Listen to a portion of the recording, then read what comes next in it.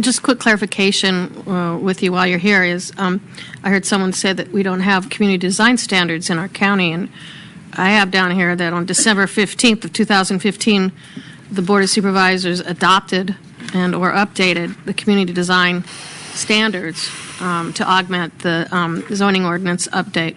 So I believe we do have it. It was not in everything, of course. It was in mixed use, landscaping, irrigation, mobile home parks, outdoor lighting, parking and loading, research and development. This is all on our website. So we have made roads, inroads into our planning on when it comes to community designs. Is that correct? We do have standards in place. I think the issue that was brought up is frankly a very good example where in the Missouri Flat Corridor there are guidelines in place, but there's a very distinct difference between guidelines and standards. Guidelines help to inform, standards are something that have to be complied with. Mm-hmm. So I think what we're talking about there, and maybe in Shingle Springs as well, is fairly specific standards for, say, how a commercial building can and should look.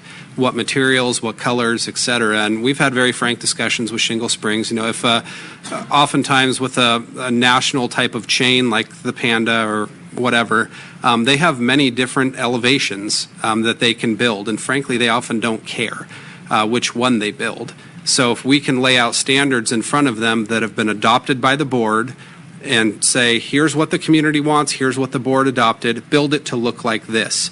It'll help Shingle Springs get what they want, or whatever community, and it'll frankly, hopefully, streamline the process that the commercial use has to go through. That there will be an added layer of bureaucracy, for lack of a better term, that they have to go through to make sure that they are consistent with the standards.